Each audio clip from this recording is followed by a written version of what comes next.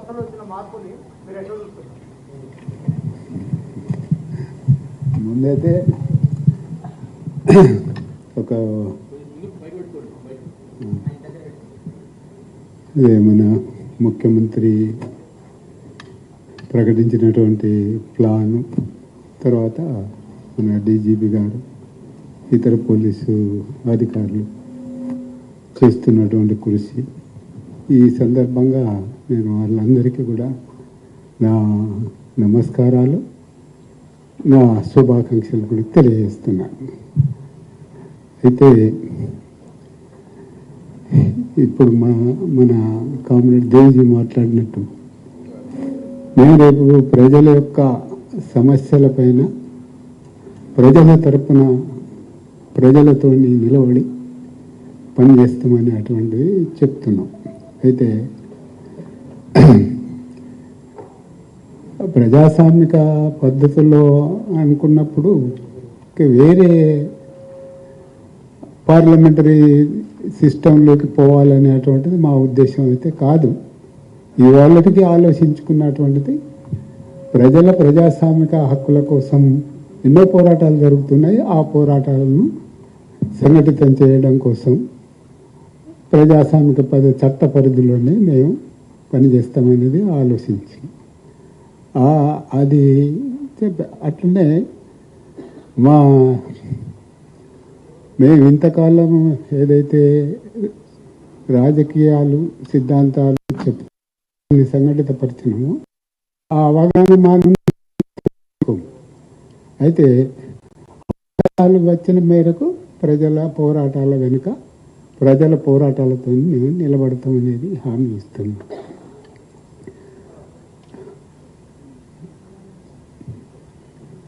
అంతే, మీ అందరికీ కూడా ముందే చెప్పాల్సిందే. ఈ మీడియా మీడియా మీడియా వారందరికీ కూడా మా నమస్కారాలు తెలియజేస్తున్నాను. మీకు హిందీ వస్తుందా లేకపోతే తెలుగు? హిందీ వస్తుందా? హింदी ओके। आपसे जानना चाह रहे थे, जब आप जो है इस नक्सल मूवमेंट में आए थे, उस वक्त में जो वजह थी, क्या आज भी वैसी ही वजह दिख रही है जनता में, या फिर आपको लगता है कि बदलाव आया है तो इसीलिए आप भी लीगली जो है लोगों के बीच में रहकर लड़ने के लिए तैयार हुए हैं? क्या बदलाव दिख रहा है आप? बदलाव तो दिख रहे मगर उतना चर्चा करने का मौका नहीं। बदलाव तो साधारण रूप से देखने से बदलाव तो है, और कानूनी ढंग से हम लड़ने के लिए जो लड़ाई जनता जो कर रहे हैं वो जनता का साथ हम रहने के लिए सोच रहे हैं।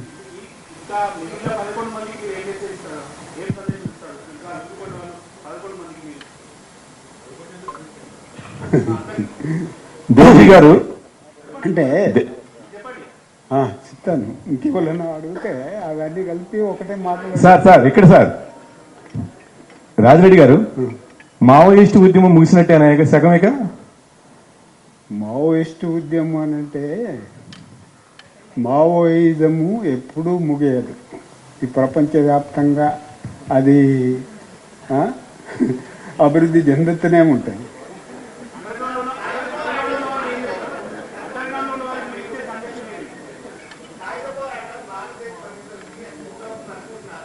ఇప్పుడు ఒకరికి దానికి జవాబు చెప్పాలంటే అది మీకు సంతృష్టిని కూడా ఇవ్వదు.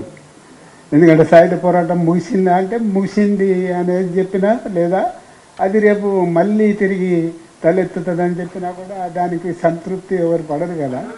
అందుకోసం ఒకటి మీ అందరికీ నా విజ్ఞప్తి ఏంటంటే మేము ఇక్కడి నుంచి పోయిన తర్వాత మా అడ్రస్ మీకు తెలియకుంటే ఉండదు.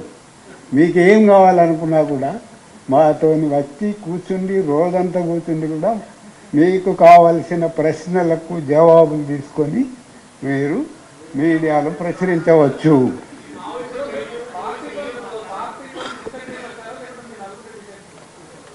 మేము నలుగురం అనుకొని రాలేదు. సరే, దాని వెనుక ఏదో కారణాలు ఉంటాయి కదా. ఇక అవన్నీ ఇక్కడ చెప్పుకోవడానికి మనకు టైం లేదు.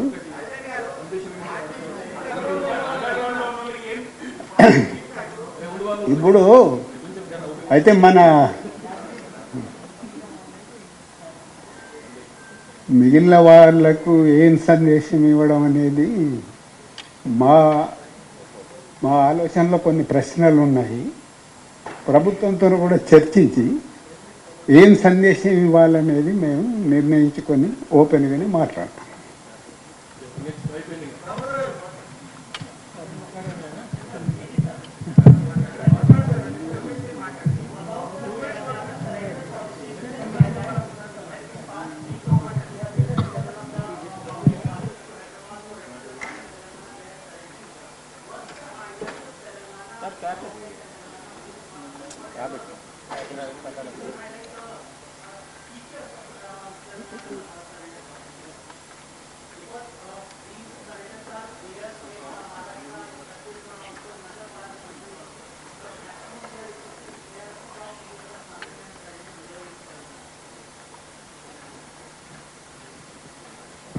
This policy is a time-tested one.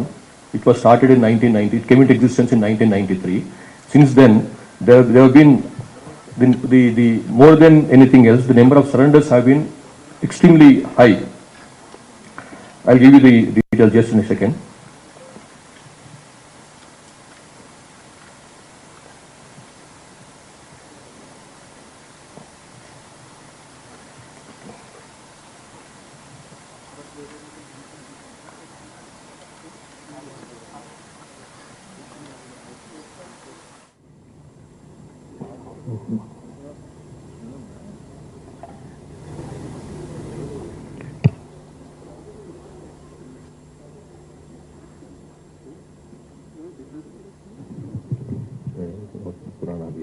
तो इसमें since this is a time tested one and all the whatever the promises made or assurances given by the government or to the extent possible we are keeping them.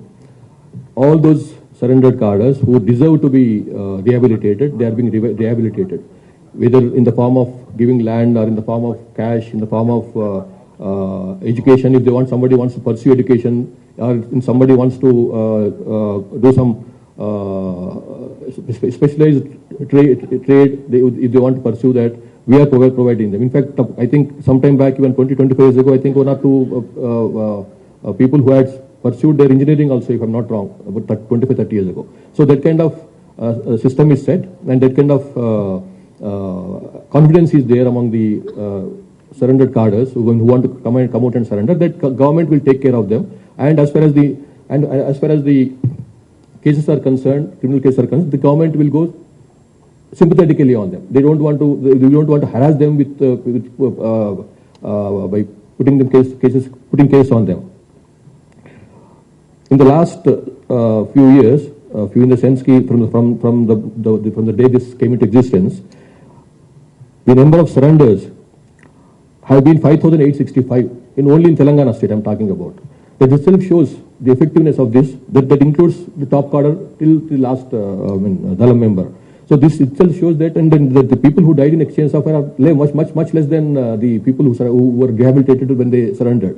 So this is a huge. This is a great attraction as far as Telangana surrender policy is concerned. And it is not just surrender; it's rehabilitation and relief package. It's not just surrender policy, right? So there's a reason why I think people are coming in hordes to surrender to the Telangana government. అది చెప్తాం ఇంకా మా దగ్గర ఇంకా రాలేదు, ఇంకా వచ్చినప్పుడు చెప్తాం మేము. Yes, అనుకోవచ్చు.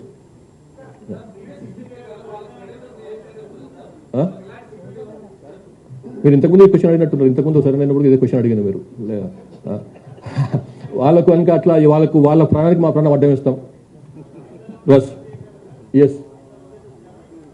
అది నెక్స్ట్ రౌండ్ చెప్తాం అది. Yes G.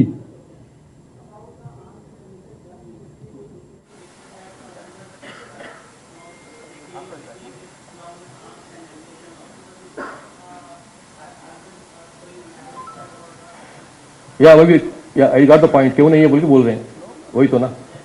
इसलिए कि इसकी थोड़ा कम जगह है, ओपन एरिया नहीं है, इसलिए हम नहीं लाए हैं. वहाँ पर नेक्स्ट टाइम जो है अपना डीजीपी ऑफिस में लगाएंगे, वहाँ पर तब बताएंगे आपको. और हो गया. Thank you very much.